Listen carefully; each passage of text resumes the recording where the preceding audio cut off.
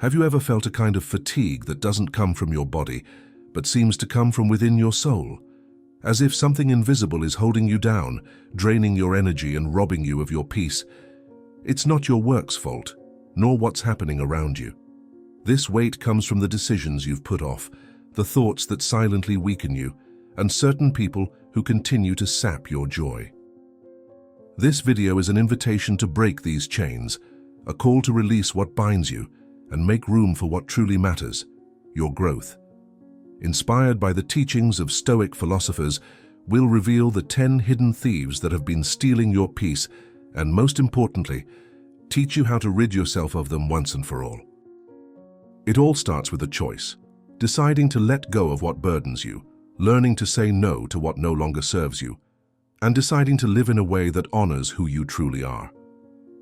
Today is the moment to change your life, to exchange weariness for freedom, uncertainty for courage, and heaviness for lightness. And the only price for this transformation is the courage to act. So, let's take the first step. 1. Concern about the opinion of others. Have you ever been in a place full of people you've never met before, feeling your heart race and your palms sweat as you tried to find something to say without sounding awkward? This feeling shows how much other people's opinions can affect us, and it's not just annoying, it can actually paralyze us. How many times have you held back from doing something important, like asking for a raise, sharing an idea, or speaking up, just because you were afraid of what they might think? Instead of taking action, we often stay silent for fear of being judged. But here's the thing, it's your life. The more you try to please everyone, the further you move away from who you truly are. As Epictetus said, if you want to improve, be prepared to be mocked, rejected, and ignored. True freedom lies in having the courage to face criticism and continue living according to your beliefs, not in seeking the approval of others. But why do we care so much about what others think of us? This fear didn't appear out of nowhere. It comes from our ancestors. For them, being accepted by the group was vital. Being rejected could mean dying alone. Today, even though our lives don't depend on it, our brains still react as if being excluded were a real danger. When you worry too much about what others think, you become an invisible prisoner. But remember, you're not alone, and most importantly, there's a way out. The first step is to recognize when fear is in control. When the thought, "What will they think of me?" arises, know that it's fear speaking, not the truth. This type of thinking shows that you're letting fear guide your actions. Ask yourself, does it really matter? Then remind yourself what's true about you. Tell yourself, I can do it. I've prepared. I have something good to show for it. These simple phrases help strengthen your mind and face fear with more confidence. Another powerful idea is to create a personal philosophy, a short statement that expresses who you are and what you believe. It could be something like, I will be brave even when I'm afraid, or I want to learn and grow every day. A good example is Pete Carroll, a famous American football coach who lives by the motto, always compete. For him, this means giving your best in everything, whether at work, with family, or with friends. This belief keeps him going through difficult times, both in victories and defeats. Epictetus also reminds us, first tell yourself what you want to be, and then what you must do. Create a philosophy that reflects your deepest values and live by it. It will be your guide when things get tough, and act, even if fear is present. Taking action is the best way to overcome it. Every time you do something, even when you're afraid, you're getting stronger. It's like learning to ride a bike. At first you fall and hurt yourself a little, but each attempt makes you stronger and more confident. Likewise, each courageous action brings you closer to your inner strength. Stop carrying the burden of worrying so much about what others think. Don't let fear stop you from being authentic.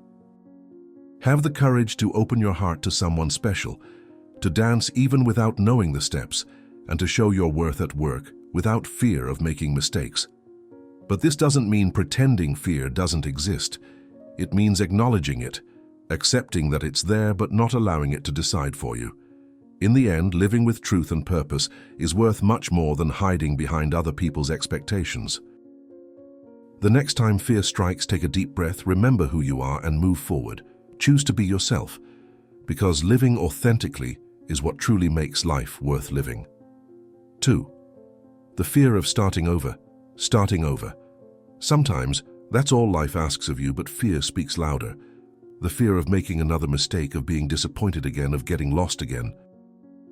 There's something terrifying about looking into the unknown and realizing there are no guarantees, only the possibility of trying. And that's why so many people choose to stay put, because the comfort of the familiar feels safer than the risk of starting something new. But the truth is that stagnation also exacts a price. Staying where you don't grow is a slow way to lose yourself. Marcus Aurelius said, "What doesn't advance, recedes." Life doesn't pause for those who fear, it moves on. And what stands still begins, little by little, to fade. Starting over, however frightening it may seem, is always a form of rebirth. Epictetus reminded us that no great man has ever risen without adversity. Starting over requires courage, and courage isn't the absence of fear, it's acting even with trembling. Many people make the mistake of thinking that starting over means starting from scratch, but it isn't. You never go back to the beginning, because what you've experienced has shaped you. Every fall, every loss, and every frustration leaves you with the wisdom you need to avoid repeating the past. You're not starting over from scratch, you're starting over with experience. The fear of starting over stems from the illusion of control. We want guarantees, we want certainty, we want confirmation that this time it will work. But Stoicism teaches us the opposite. There is no promise of success, only the duty to try virtuously. Seneca said that courage is the price of freedom. And that's it. Starting over is the freest act there is. It's saying, even without guarantees, I choose to continue. Life is made of cycles, and each ending brings with it the invitation for a new beginning. The problem is that the mind wants to hold on to what is known, even if it hurts, because it fears the void between one cycle and the next. But this void, which many call uncertainty, is actually the space where the new is born. The same space the soil needs before the seed sprouts. Think about how many times you've held yourself back out of fear of starting over. A relationship that no longer had any life, a job that no longer inspired you, a routine that no longer made sense. You stayed there, convincing yourself it was just a phase, when in reality what you lacked was the courage to start over. And each day that passed like this was one less day of growth. The Stoics understood starting over not as weakness, but as maturity. Only those who have learned from the past have the strength to move forward. Epictetus said that circumstances do not shape a man, but only reveal who he is. Starting over, then, is the chance to reveal yourself anew, stronger, more aware, and more faithful to what truly matters. The fear of starting over is natural, everyone feels it, but it only has power if you believe you can't handle it, and that's where mental training comes in. Starting over doesn't require perfection, it requires presence. It doesn't require knowing everything, it requires a willingness to learn. When you take the first step, even if uncertain, something changes within you. Paralysis gives way to movement, and movement brings clarity. Think of a boat moored in a harbor. It's safe there, but it was made to sail. Being stuck is comfortable, but the sea, with its waves and unexpected events, is where the boat fulfills its purpose. The same goes for you. The harbor is the past. The sea is a new beginning. And although the sea is frightening, it is there that you rediscover the meaning of being alive. The Stoic practice for today is simple. Choose something you've been putting off out of fear of starting over and take the first step. It can be small, a conversation, a change, a project. The important thing is to move, because fear never disappears before action, it disappears during it. In the end, starting over isn't a sign of weakness, it's a sign of wisdom. It's understanding that life isn't about what went wrong, but about what can still go right. Each new beginning is a new chance to do better, with more awareness and less haste. Repeat silently, "I'm not afraid to start over. I'm afraid to stay in the same place." And keep going, because starting over deep down isn't the end of anything. It's the beginning of a stronger version of who you're becoming. 3. Unrealistic expectations. Exaggerated expectations are like trying to hold back the wind. No matter how hard you try, it always slips away. It's like imagining a completely smooth path without curves or potholes. But life doesn't work that way. It's full of surprises, ups and downs, and insisting on fitting it into our desires only makes us tired. When we expect everything to be perfect, we forget that the world is complicated and that many things are beyond our reach. Think about how many times you've wished a friend would never make a mistake, someone would guess what you wanted, or your work would turn out exactly as planned. These expectations, however tempting they may seem, end up holding us back. People have their own stories and limitations. Expecting them to always do what you want ignores who they truly are. The same goes for our plans. Who hasn't imagined a perfect path to reach a goal, believing everything would go as planned? But life is like a river, full of curves, rocks, and small falls. If we insist on a single plan, we may miss out on important opportunities and lessons. Lao Tzu said, "Those who flow with life flow well." Imagine you're cooking a special dish. You choose the best ingredients, follow the recipe, and put in all your effort. Even so, the final flavor may not be exactly what you expected, and that's okay. Not everything depends on you, and accepting that shows maturity. Rigid expectations leave us vulnerable to frustration and rob us of emotional flexibility. When we adjust our expectations, we gain the strength to deal with what truly matters. Viktor Frankl, psychiatrist and Holocaust survivor, said, "When we cannot change a situation, we are challenged to change ourselves." Okay, if this message resonates with you, please join us. Subscribe to the channel, like the post, and share your thoughts in the comments. Remember, change is always within our reach. 4. Sabotaging habits. Habits that get in our way. Have you ever thought about how some simple everyday behaviors can rob us of peace and drain our energy? It's like a constantly dripping faucet. At first it seems like nothing, but over time the noise becomes annoying and the waste creates bigger problems. Think, for example, about checking your phone as soon as you wake up. It seems silly, right? But suddenly you've spent 20 minutes or more immersed in messages, comparisons, and distractions. Or that energy drink you drink without even really meaning to, just out of habit. Small gestures like these, repeated every day, make life more confusing and burdensome than it needs to be. These sabotaging habits are so subtle that we almost never notice. It's easy to blame traffic, our boss, or lack of time, while forgetting to look at our own choices, those that slowly drain our calm and clarity. It's like slowly filling a cup. One bad habit here, another there, until it overflows. And what comes out isn't something good, but rather stress, lack of focus, fatigue, and frustration. The solution isn't to change everything at once, but to adjust a little at a time. The Stoics said that true strength comes from constancy. So choose just one habit and focus on it. The next time you feel the urge to grab your phone, as soon as you open your eyes, stop and ask yourself, will this be good for me or bad for me?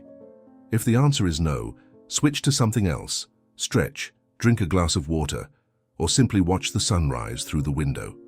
As Hinge said, "The river flows through stones not by force, but by persistence." And if change seems difficult, remember the words of Socrates. The secret of transformation is to put all your energy into creating the new, not into fighting the old.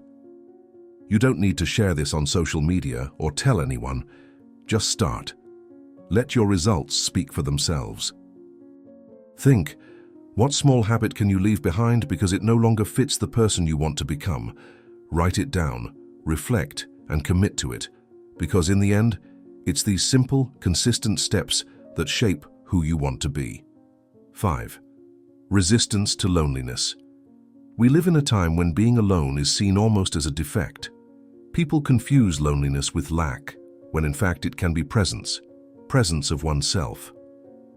We flee from silence as if fleeing an enemy, but it is in silence that the mind reveals itself. The fear of loneliness is not the fear of being without others. It is the fear of facing what exists within us when no one else is around. Some people fill their days with distractions, conversations, noise, notifications, anything that prevents them from encountering their own emptiness. But emptiness is not the enemy. It is the space where clarity is born. Marcus Aurelius wrote alone amidst the wars and responsibilities of an emperor because he knew that without introspection, power would become noise. He understood the value of retreat. Withdraw within yourself. There is a source of goodness always ready to gush forth if we dig deep enough, he said.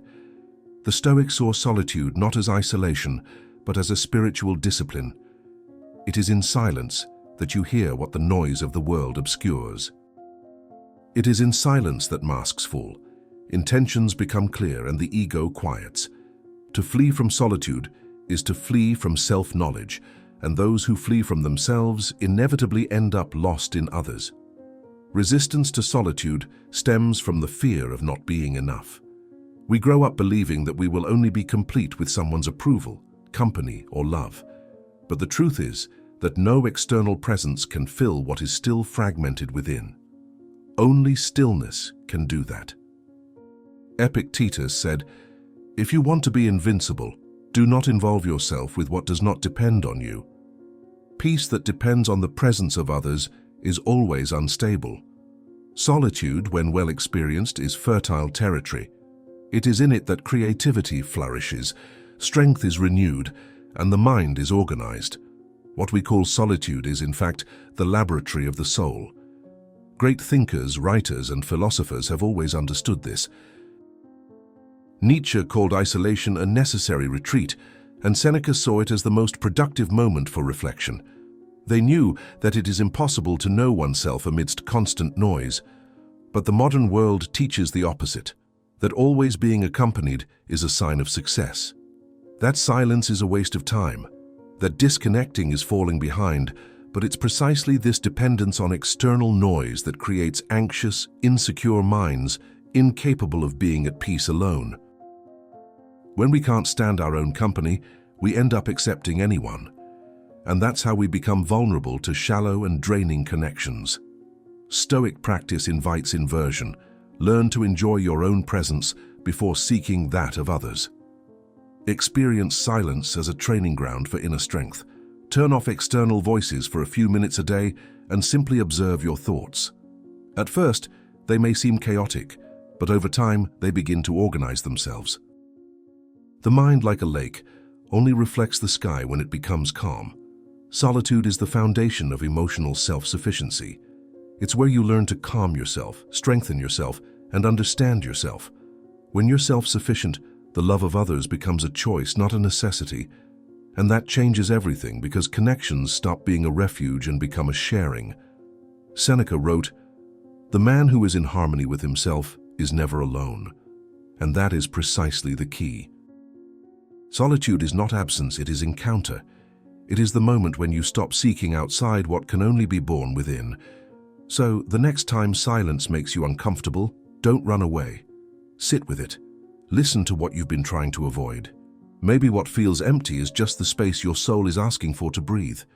Being alone sometimes is the greatest act of courage. Because it's in that space between the noise and the being that you hear yourself again, and finally, begin to find yourself. 6. Negative thoughts. Have you ever noticed how bad thoughts appear out of nowhere? They arrive uninvited, like an unwelcome visitor who walks in, settles on the couch of your mind, and starts ruling everything. The strangest thing is that often it's us who... We give the key, not because we want to, but because we believe that these thoughts have the right to stay there. But what if I told you that you can change that you can change the locks and take control of your own mind? These thoughts are just old habits, repeated paths that always lead to the same destination: frustration. How many times have you thought, "Nothing works for me," or "I should have done things differently"? When repeated often, these thoughts take deep root. And what you believe over time becomes your truth. It's like expecting sweet fruit from a tree with poisoned roots. The result will never be good. The truth is, these thoughts don't show the world as it really is. They're like shadows in a dark room. They seem scary, but they disappear when you turn on the light. Here comes Plato's wisdom. He said, "He who conquers himself is more powerful than he who conquers cities." True power lies not in mastering what's outside, but in learning to guide your own mind. And that begins when you understand that you don't have to believe everything it tells you. Psychology expert Dr. Rachel Goldman explains it well. Our thoughts, feelings, and actions are linked. We all have unhelpful thoughts sometimes, but the important thing is to learn how to manage them so they don't ruin our day. So where to begin? With silence. Don't fight negative thoughts. Accept that they're there, but don't feed them. Think of them like a radio playing in the background. You hear it, but you don't need to turn it up. The less attention you give them, the weaker they become. Try to imagine your thoughts as clouds passing through the sky. You can observe them without trying to hold them back. And remember, you are the sky, not the clouds. When a thought comes, stop and ask, does this thought help or hinder me? Is it true or just a disguised fear? Just by asking these questions, you break their power. Often, these thoughts are exaggerations or mistakes of our mind. When you realize this, you begin to regain control and see things more clearly. And one of the most important lessons is learning to let go. This doesn't mean shutting yourself off from the world, but allowing negative thoughts to simply pass by. They are like clouds that drift away, while you remain the calm and constant sky. As William Wordsworth said, our thoughts shape our destiny. They can make or break our lives. Overcoming negative thoughts isn't a war, it's a daily exercise in calm and kindness toward yourself. Ultimately, what you think guides what you do, and what you do reveals who you are. So change the lock, take back the keys, and remember, your mind is your home. 7. Toxic relationships. There is no one blinder than the one who refuses to see. You've probably heard this phrase before. It reminds us that we often get used to, and even insist on, keeping people around who, without realizing it, drain our energy as if they were essential to our lives. And this doesn't just happen in romantic relationships. Toxic relationships can arise in any setting, within the family, at work, or among friends. But here's the curious thing, no one forces us to stay. Yet we endure in silence, as if walking away were a mistake or a sign of coldness. But is that really the case? In fact, cutting these ties may be the truest act of self-love there is. As Nietzsche said, he who fights monsters should be careful not to become one of them. Some people carry so much negativity that they turn everything around them into an emotional battleground. And when we live with them for too long, it's easy to forget who we truly are. They gradually weaken us until we lose our essence and stop acting authentically. The wisdom of the Stoics reminds us that we have no power over what others do, but we can choose whether to continue allowing them into our lives. This choice requires courage. Letting go often seems like a sign of weakness, but in fact, it's one of the strongest and most respectful gestures anyone can make toward themselves. Think of your energy like a cell phone battery. When it's almost dead, you don't waste it on any app. You save what's left for what really matters. Likewise, your energy and mind must be protected. They need to be spent with people who make you grow, not those who drain you. If you feel a tightness in your chest when you receive a text or leave a date feeling drained, it's your body trying to warn you. Listen to it. And this is where the wisdom of silence comes in. This doesn't mean arguing, trying to change the other person, or creating confusion. It means walking away calmly, without fuss. Reduce the time you spend with these people, pay less attention.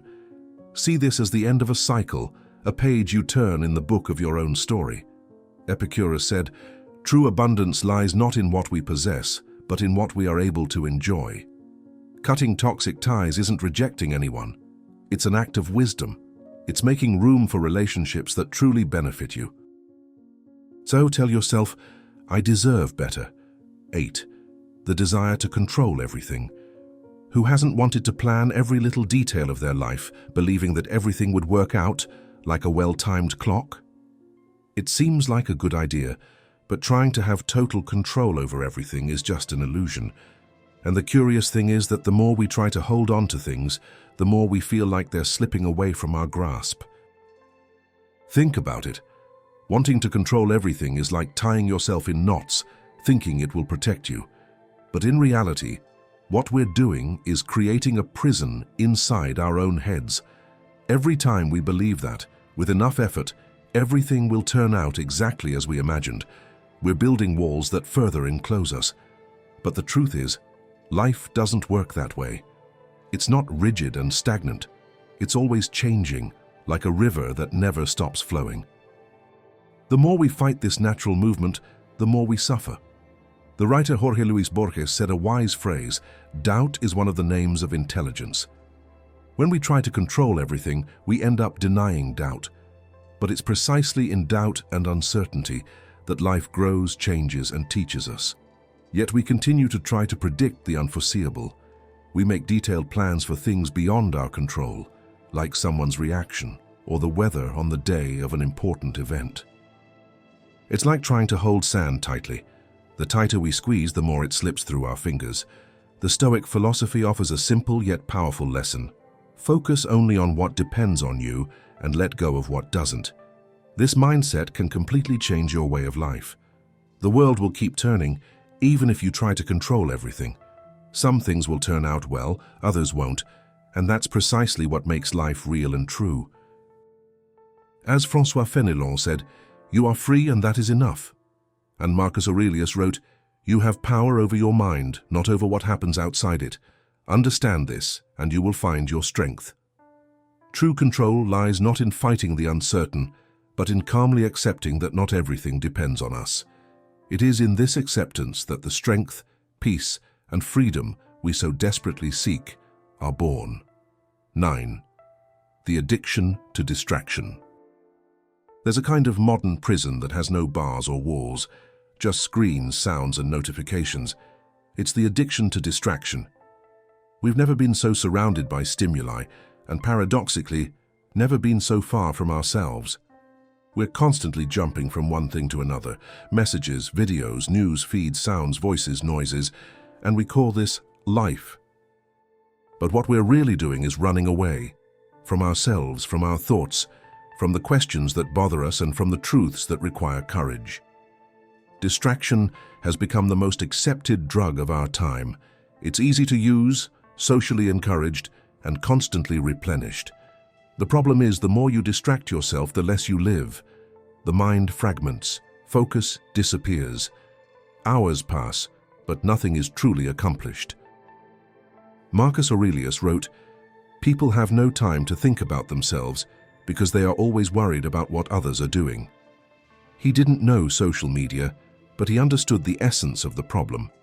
The mind without direction is a puppet of the world. Distraction is the new form of escape, and the most dangerous thing is that it seems harmless. A quick glance at your phone, a short video before bed, a song to relax, and before you know it, your attention has dissolved into fragments. Distraction is subtle. It doesn't scream.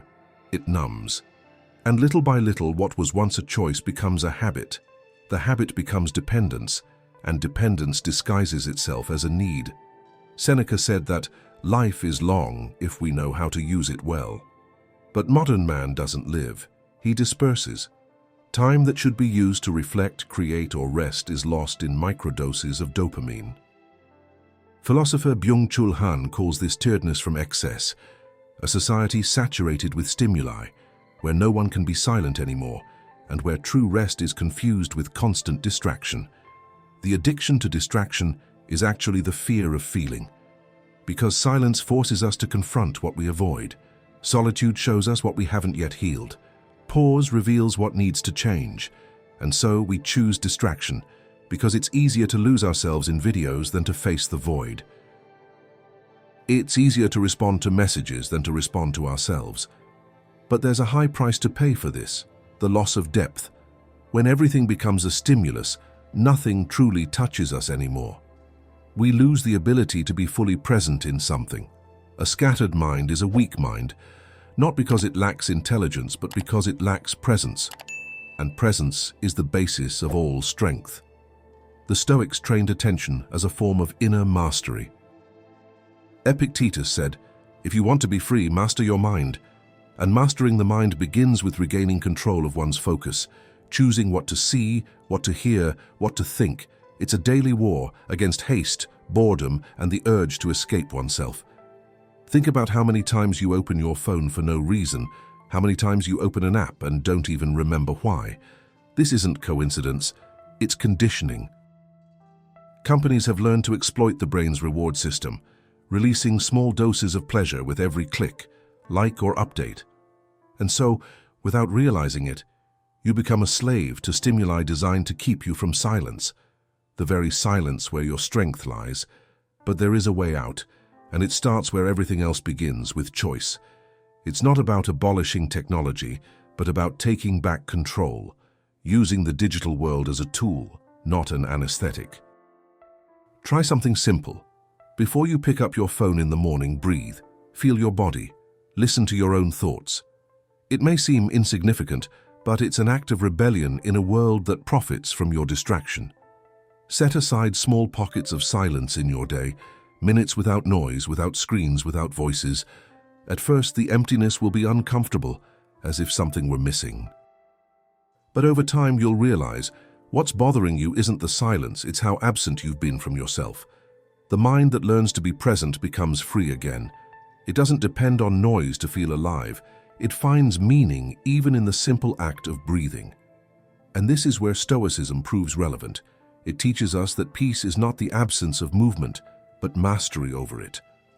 Distraction promises relief, but delivers emptiness. Presence demands effort, but brings power. Choose which one will govern your life, because in the end, the question is simple. Are you living or just distracting yourself until time runs out? 10. The rush to want immediate results. We live in an age that glorifies speed. We want quick answers, instant changes, and immediate rewards. Waiting has become synonymous with failure, but it's precisely this haste that makes us anxious, insecure, and constantly dissatisfied. We want to harvest before we sow, grow before we learn, and achieve before we move forward. But life, unlike networks and screens, still follows the rhythm of time, and time doesn't obey anxiety. The Stoics knew this. Marcus Aurelius said, "Nothing great comes suddenly. Even a grape must ripen before it becomes wine." The same goes for you. Inner strength, clarity, and wisdom don't appear overnight. They are built silently, through patience and constancy. The problem is that haste creates a dangerous illusion, that if something takes time, it's because it's going wrong. And that's not true. Often it's precisely time that shapes what's worthwhile. Haste is a kind of impatience disguised as ambition. You believe you're doing more, when in reality you're skipping steps that would provide the foundation for your evolution. It's like trying to build a house without a foundation. It might rise quickly, but sooner or later it will collapse. The Stoic prefers to build slowly, because he understands that what is done with patience lasts longer. Modern psychology confirms this. Studies show that people who are able to delay gratification, that is, endure the discomfort of waiting, tend to be happier and more successful in the long run. The discipline to persist, even without seeing immediate results, is what turns good intentions into great achievements. But there's another detail few realize. Haste steals the joy of the journey. When you only think about getting there, you forget to experience the journey. Everything becomes a means, nothing becomes an end.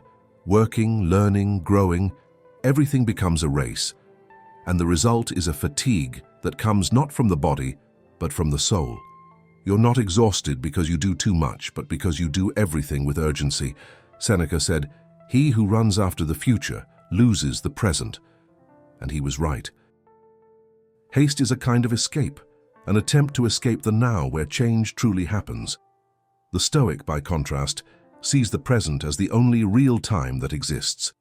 He does what needs to be done today, with dedication and serenity, and trusts that the result will come when the time is right. It takes courage to slow down in a world that idolizes haste. Courage to not confuse movement with progress.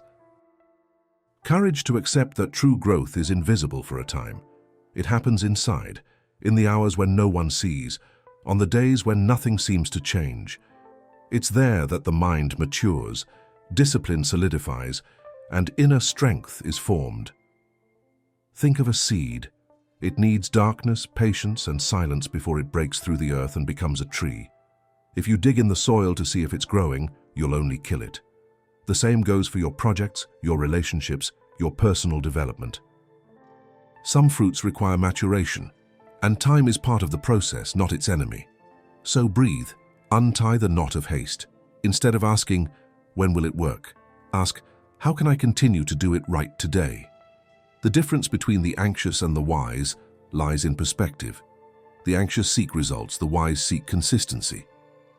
Epictetus said, "No man becomes free overnight, and that's it. Freedom, peace, and wisdom are achievements born of patient repetition." Time isn't against you, it's shaping you. When you accept this, something changes. Life stops being a race and becomes a workout. Each day stops being an obstacle and becomes part of the construction, and suddenly you realize what was once a rush has become presence. Repeat to yourself, "I'm in no hurry, I'm growing in my own time," because haste makes you lose what is essential, but patience teaches you to conquer what is eternal. 11. The habit of reliving the past. There are pains that are no longer happening, but remain alive within the mind like echoes that won't go away. Have you ever found yourself reliving an old conversation, imagining what you could have said, or remembering something that's already ended but still consumes you?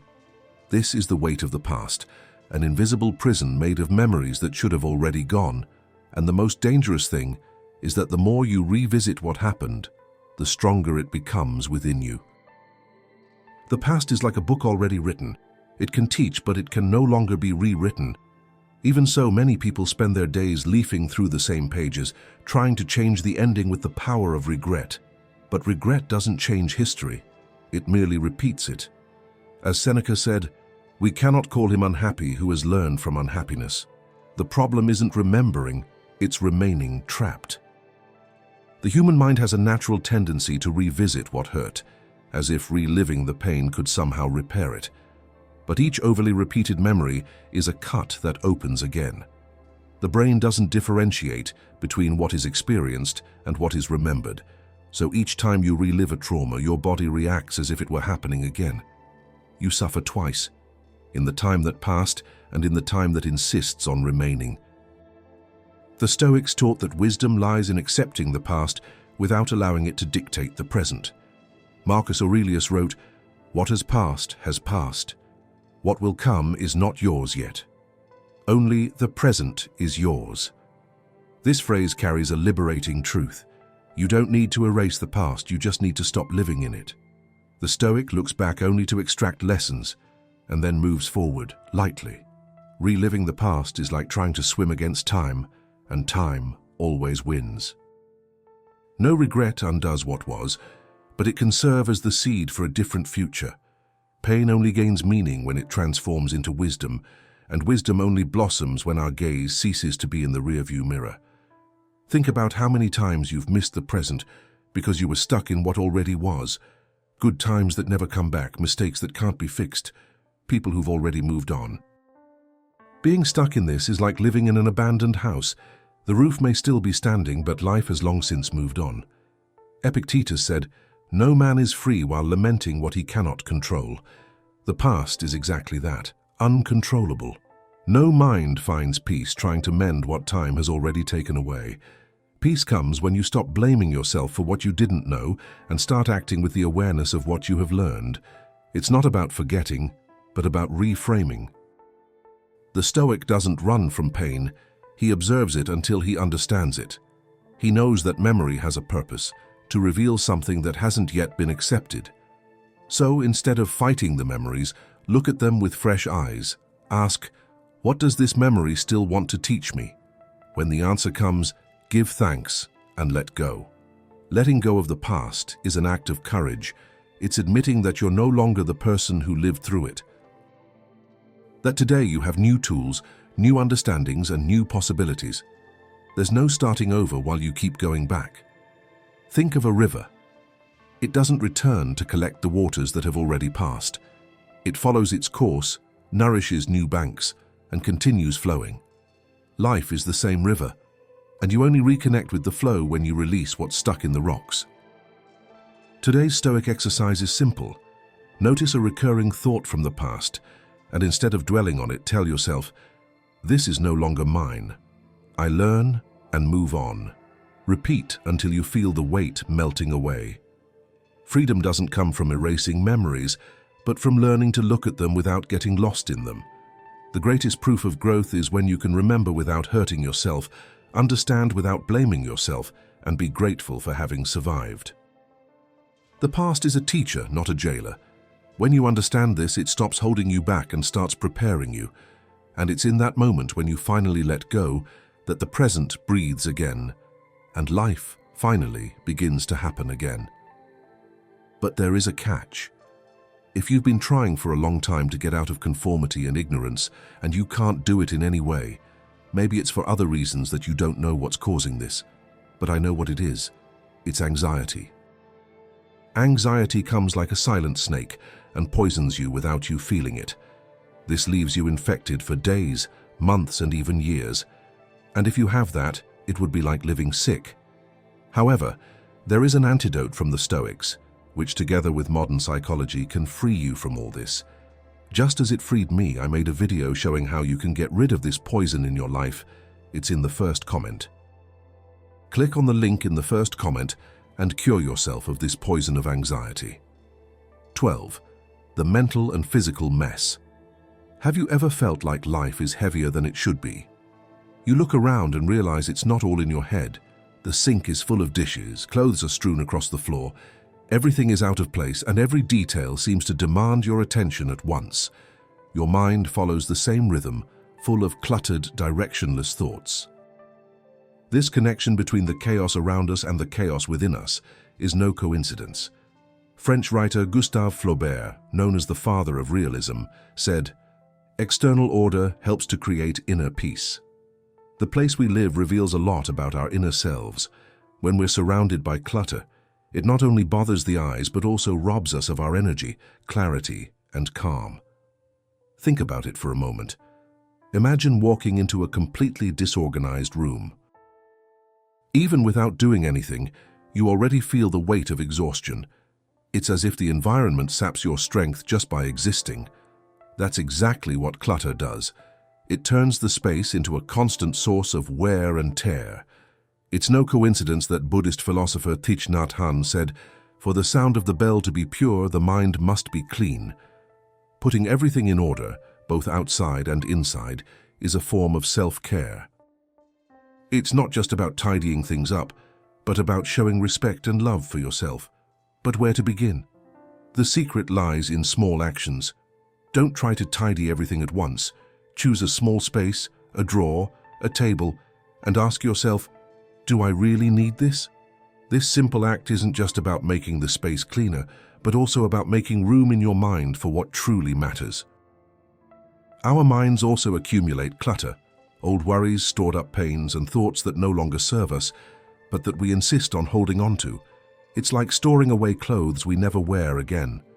Letting go of these burdens, even in silence, is a courageous act. Antoine de Saint-Exupéry, author of The Little Prince, wrote, "Perfection is achieved not when there is nothing left to add, but when there is nothing left to take away." This idea applies to everything, to the objects we keep, the tasks we accumulate, and even to the people who no longer belong in our path. You don't need to make big changes to free yourself from these constraints. It's a gentle but powerful process. Every time we bring order to our surroundings, we also begin to bring order to ourselves. It's not magic, it's a reflex. Everything you decide to let go, every thought you choose to release, is like lifting a weight off your shoulders. Little by little, chaos transforms into clarity, and the peace that seemed distant begins to appear. So start today.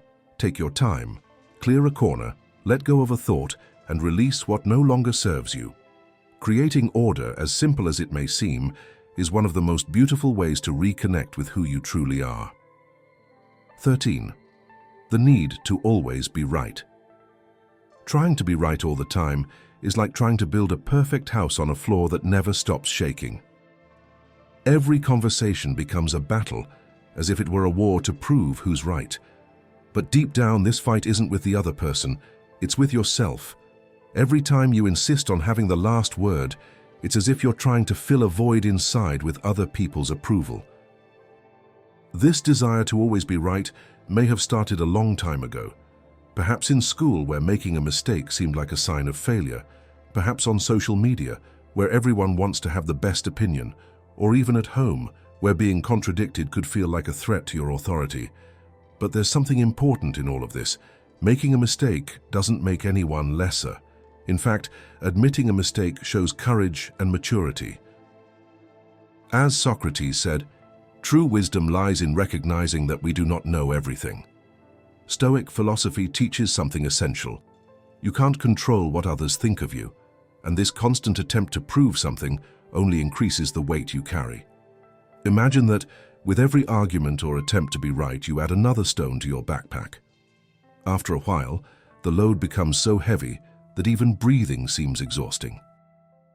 Releasing this need is like opening a window in a hot, closed room. Fresh air rushes in, and relief comes instantly. Sometimes staying silent doesn't mean losing, but rather freeing yourself. And when you feel like correcting someone, take a deep breath and let it go. Not because you've given up, but because you understand that not every conversation needs a winner. Listening is a precious skill. It's not listening to respond, but listening to understand. Epictetus said, "We have 2 ears and 1 mouth to listen twice as much as we speak." And he was right. When you start truly listening, something changes. The rush to prove you're right disappears, and calm takes its place. Allow yourself to learn, allow yourself to make mistakes, allow yourself to simply observe. In the end, being right all the time will never be more valuable than having peace within yourself. 14. Too much information and lack of reflection. There has never been a time with so much access to knowledge, and paradoxically so much mental confusion. Every minute we are bombarded with opinions, data, videos, news, ideas, and truths vying for our attention. We live connected to everything, yet profoundly disconnected from ourselves. The modern mind has become like an overcrowded room, not lacking content, but lacking breathing space. The philosopher Seneca warned, "An excess of books disperses the mind." He said this 2,000 years ago. Imagine what he would say today. In a world where information arrives in seconds and reflection takes days, if it even happens at all. We're always consuming something, a video on the way to work, a podcast at the gym, a text during lunch. But we rarely stop to think about what it all means. The problem isn't knowledge itself, but the pace at which we seek it. The human brain wasn't designed to absorb so much without processing. Every piece of information that enters without digestion accumulates like a burden, generating anxiety, distraction, and a constant feeling of being behind. We want to know everything, but we end up understanding nothing deeply. Epictetus said, "It's not the number of lessons that makes you wise, but the use you make of them." This is the difference between information and wisdom. Information fulfills, wisdom transforms. What's the point of reading 10 books if nothing changes in your life? What's the point of watching 100 videos if none of them inspire action? We live in a culture of intellectual consumption where accumulating knowledge has become a new form of status. We want to appear profound, but we lack the patience to delve deeper. And it is precisely this superficiality that distances us from serenity. Because an agitated mind doesn't reflect, it only reacts. Stoic philosophy encourages the opposite. Slowness of thought, pausing before responding, silence as a tool for clarity. Marcus Aurelius, emperor and philosopher, wrote his own reflections every night, not for the public, but for himself. He understood that thinking is a way to clear oneself of the world's noise. While everyone else was talking, he wrote to listen to his own mind. A lack of reflection makes us vulnerable. Without thinking, we repeat opinions. Without understanding, we follow trends. Without observing, we react automatically. and that's how we lose the power to decide for ourselves. Reflection is what transforms information into direction. Without it, we become mere echoes of what others say. Information overload also robs us of presence. When everything is urgent, nothing is important.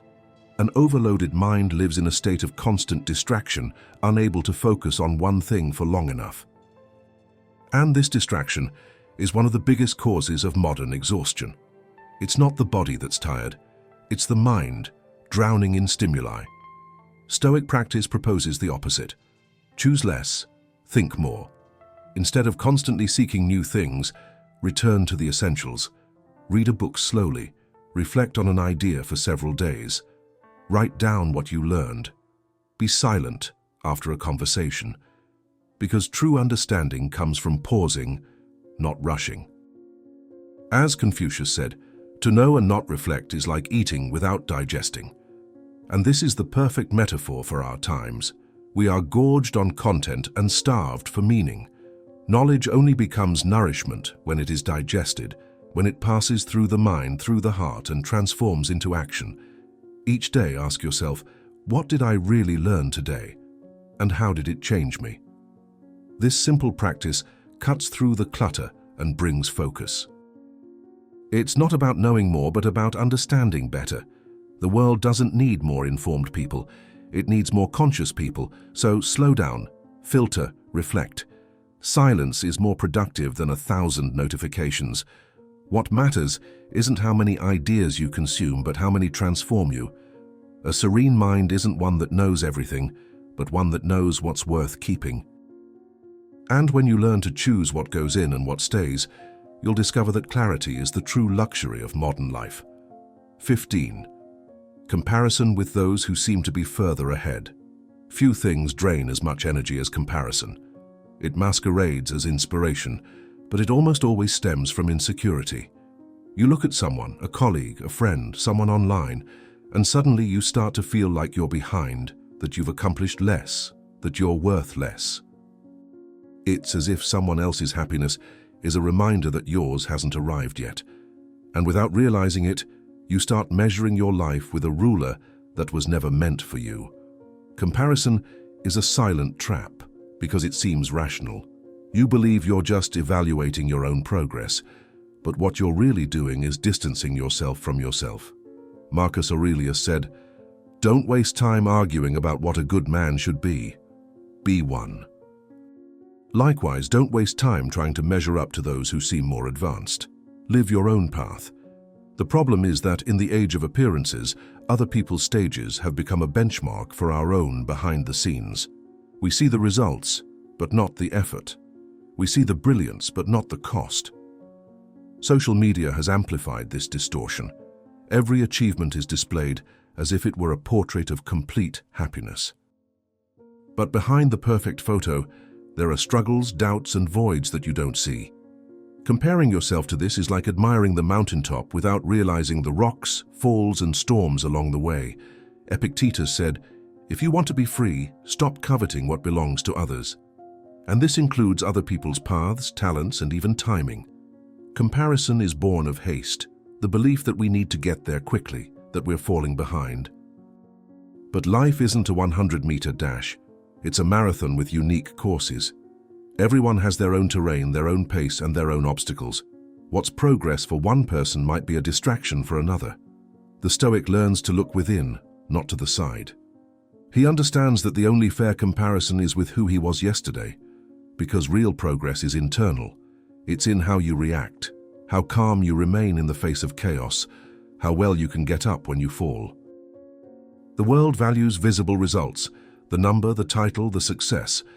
But true victory happens silently within the mind.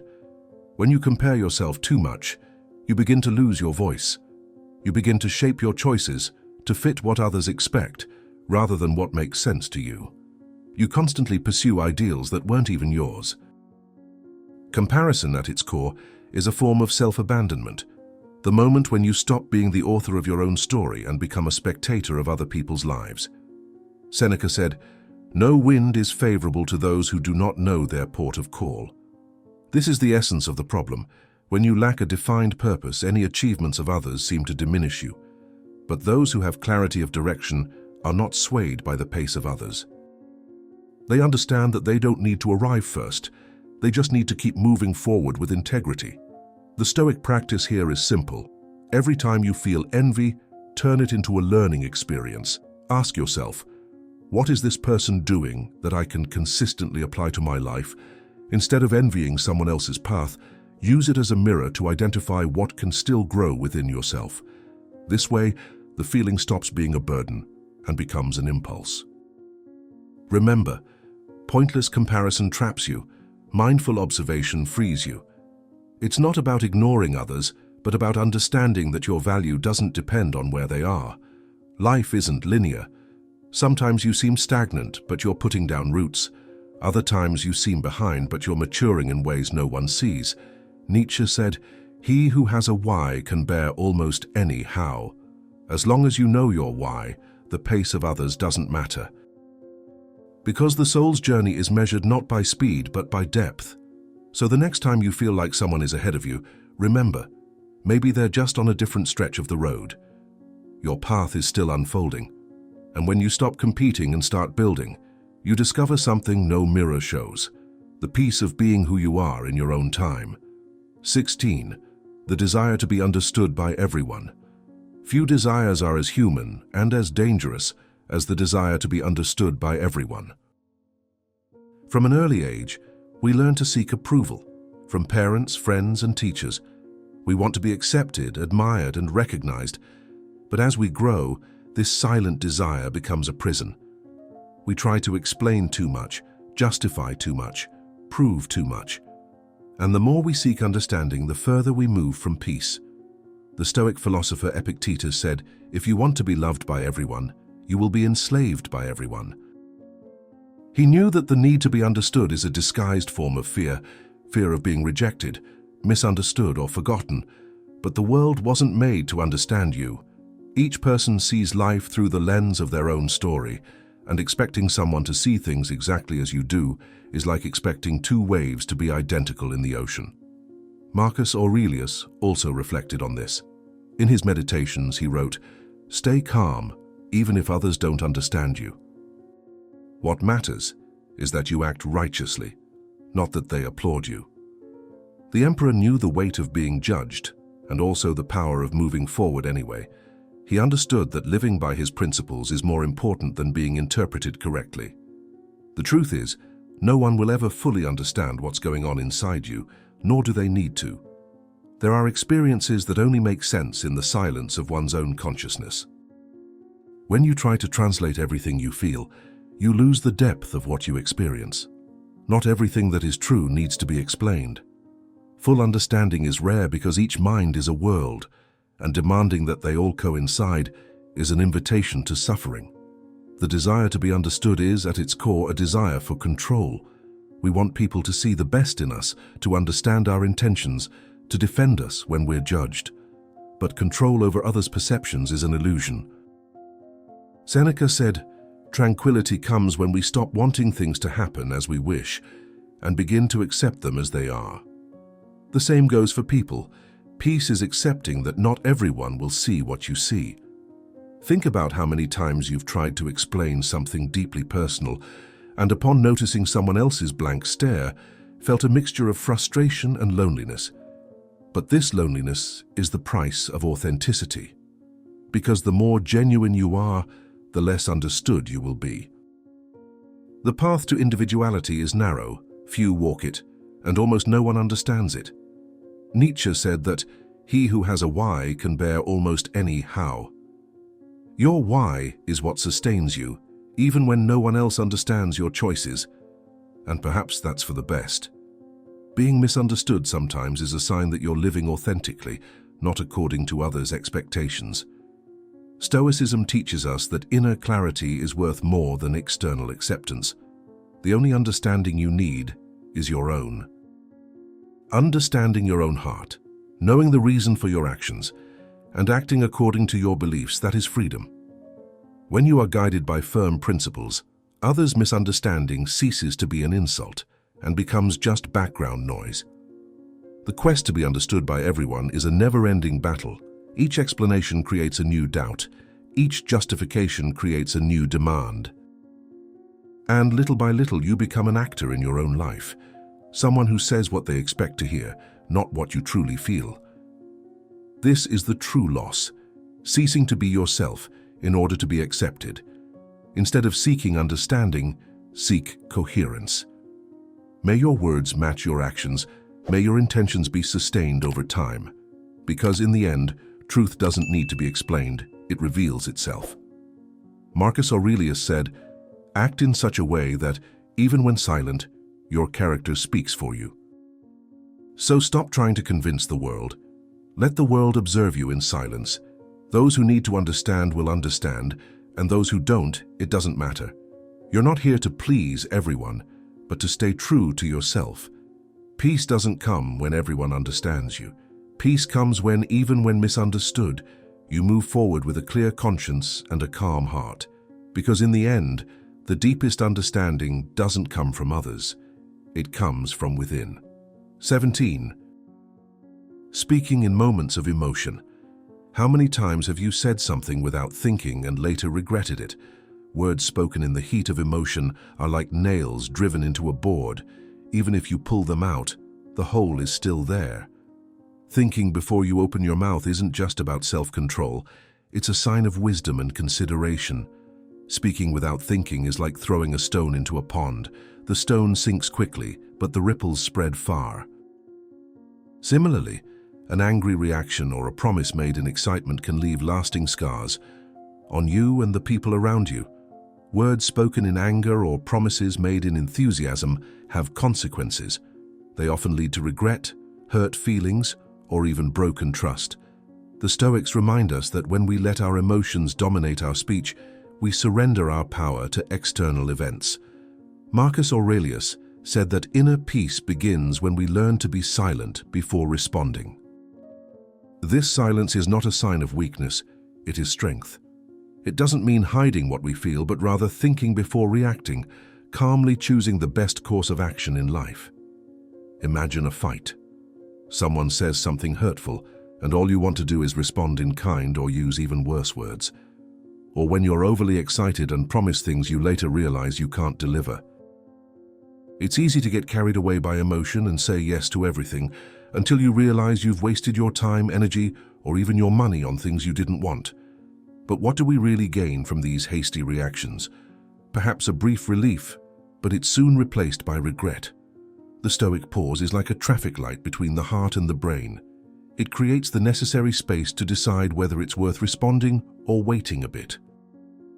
In this time of silence, we can transform impulses into clarity and feelings into wisdom. When we choose silence in these moments, something powerful happens. We understand that true self-control is more than emotional intelligence. It's respect for ourselves and others. It's the opportunity to use words that represent who we truly are. Speaking less and thinking more doesn't mean keeping quiet out of fear, but protecting ourselves. It's building a solid bridge between what we feel and what we want to express, creating more real and lasting bonds with others and with our own hearts. 18. The difficulty of forgiving. Forgiveness is one of the simplest tasks to understand and one of the most difficult to live. Talking about forgiveness is easy. Practicing it requires strength, humility, and above all, emotional maturity. We often believe that forgiveness is a gift to the other, when in reality it is a liberation for ourselves. Holding grudges is like drinking poison, hoping the other person will feel pain. And while we wait for justice or repentance, it is our soul that consumes itself in silence. Holding on to resentment is keeping a wound open and preventing time from fulfilling its healing role. It's reliving the pain with every memory, reinforcing the same cycle of hurt and anger. Epictetus said, "What disturbs you is not what happens, but what you think about what happens." This phrase sums up the essence of forgiveness. It's not the event itself that destroys peace, but the attachment to the story we tell about it. When someone hurts you, there are two paths: carry the burden or let go. Carrying it seems easier. You feel in control, that you weren't weak, that you were right, but the price is high. Resentment weighs heavy. tires, erodes joy, and infiltrates the small gestures of everyday life. Little by little, it begins to shape who you are. You begin to react harshly, distrust everything, and close yourself off even to what is good. Old pain becomes armor, and this armor over time becomes a prison. Forgiveness isn't about forgetting what happened, nor is it about pretending nothing hurt. It's about looking at the wound and saying, I won't let this define me. Forgiveness is the conscious decision to let go of what can no longer be changed. It's about recognizing that the past doesn't need to continue governing the present. As Seneca said, it's impossible to heal a wound by keeping your finger on it. As long as we insist on revisiting what hurt us, we're preventing healing. But there's a deeper reason why forgiveness is so difficult: the ego. It wants to be right. It wants the other person to acknowledge their mistake, for the world to see the injustice. But life rarely offers this kind of reparation. Expecting an apology is giving the other person power over your own peace. And the Stoic understands that serenity depends solely on oneself. Forgiveness in this sense is an act of sovereignty. You don't forgive because the other person deserves it. You forgive because you deserve rest. Marcus Aurelius, who dealt with betrayal and intrigue on a daily basis, wrote, "People do evil out of ignorance of good. When we understand this, we feel less anger and more compassion." This is one of the most profound lessons of Stoicism. Understanding is not the same as accepting, but it is the first step to freeing oneself from the burden. Anger hardens the heart, and a hardened heart loses the ability to see with wisdom. Forgiveness is an exercise in inner greatness. It's refusing the role of victim. It's stopping waiting for the other person to change and choosing to change your own relationship with pain. Pain in itself doesn't destroy us. Clinging to it does. Every time you relive a past episode, you're handing over control of your mind to the one who hurt you. Letting go is an act of power, not weakness. But true forgiveness doesn't happen all at once. It's a process, slow, silent, sometimes full of setbacks. There are days when it seems like you've overcome it, and others when everything comes flooding back. That's normal. Forgiving is like relearning to walk without crutches. You stumble, fall, get up, until one day you realize the pain no longer controls your steps. Nietzsche said, "What we carry for a long time becomes part of us." Resentment is the same way. The more you feed it, the more it becomes intertwined with your identity. But the beauty of forgiveness lies precisely in the courage to shed that burden and choose to begin anew. Today, look at what still holds you back. It could be an offense, a betrayal, an old disappointment. Ask yourself, is this worth carrying on? The answer, deep down, you already know. Letting go isn't about agreeing, it's about freeing yourself. Forgiveness is the most silent and, at the same time, the most revolutionary act there is. It doesn't change the past, but it transforms what the past does to you. Because in the end, to forgive is to regain power over one's own soul, and no revenge is sweeter than the peace of those who have finally chosen to move on. 19. In the absence of a clear purpose. Few things drain the spirit as much as waking up every day without knowing exactly why. You get up, complete tasks, respond to messages, pay bills, fulfill obligations, but everything seems like an automatic movement, without direction. It's like rowing in an endless sea with no horizon. Life becomes a burden, and even small achievements lose their luster. This is what happens when you lack purpose.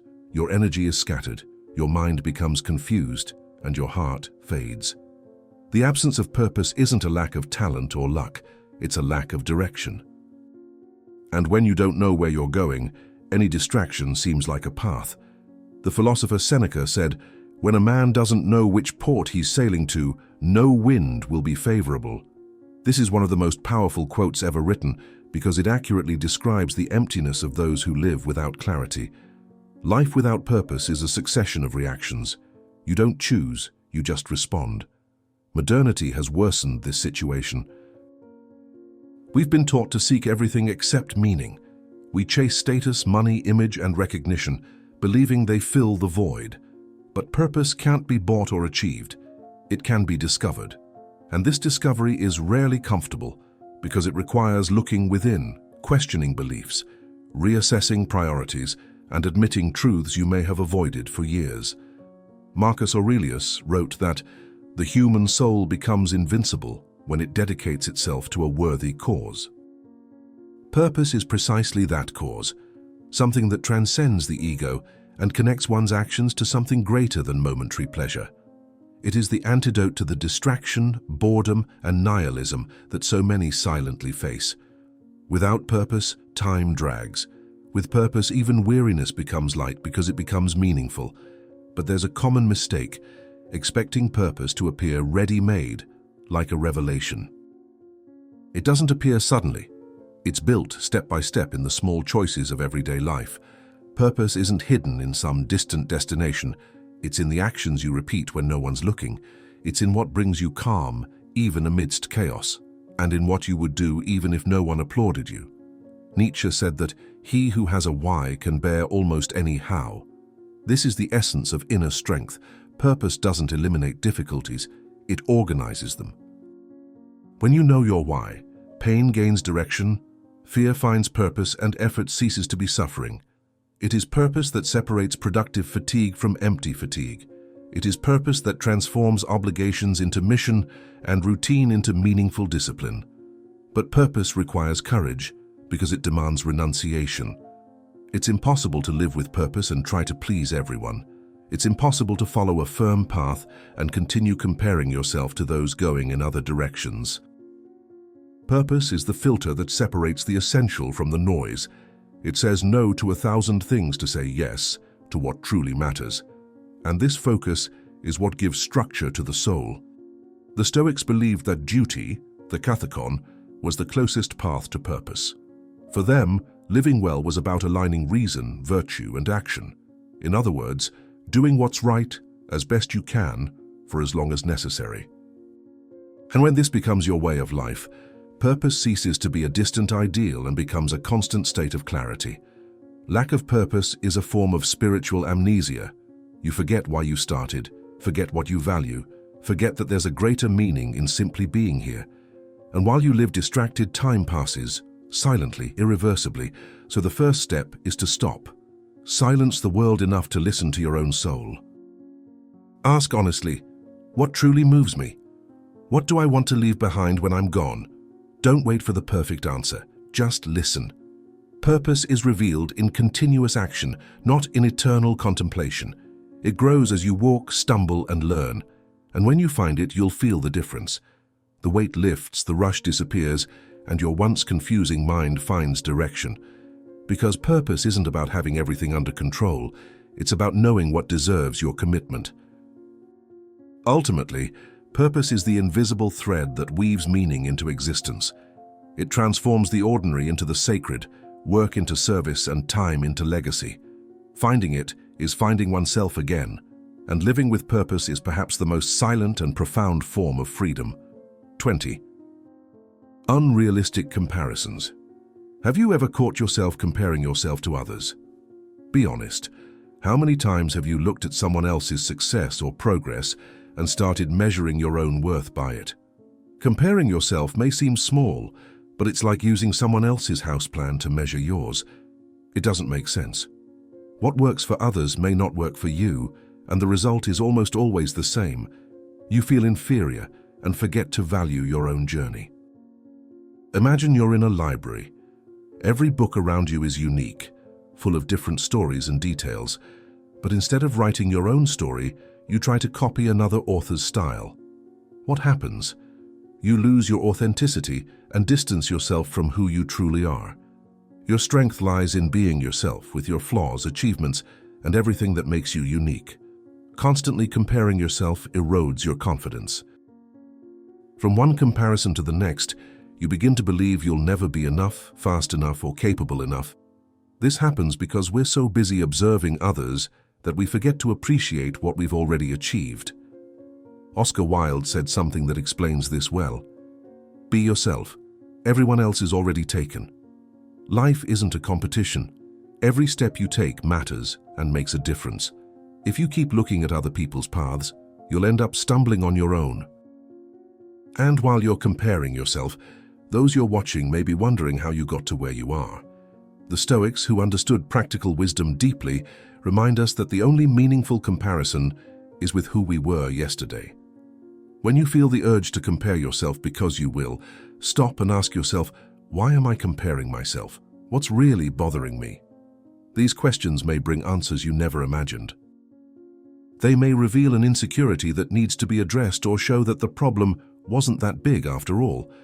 A powerful way to overcome comparison is to practice gratitude. It seems simple, but it changes everything. Instead of dwelling on what you lack or what others have, look at your own achievements. Be grateful for each small victory, as well as the big ones. Emily Dickinson, one of history's greatest poets, said, "Gratitude is the wine of the soul. Go ahead, get drunk." When you start appreciating what you have, the weight of comparison diminishes. You realize you're living your own story and don't need to compete with anyone.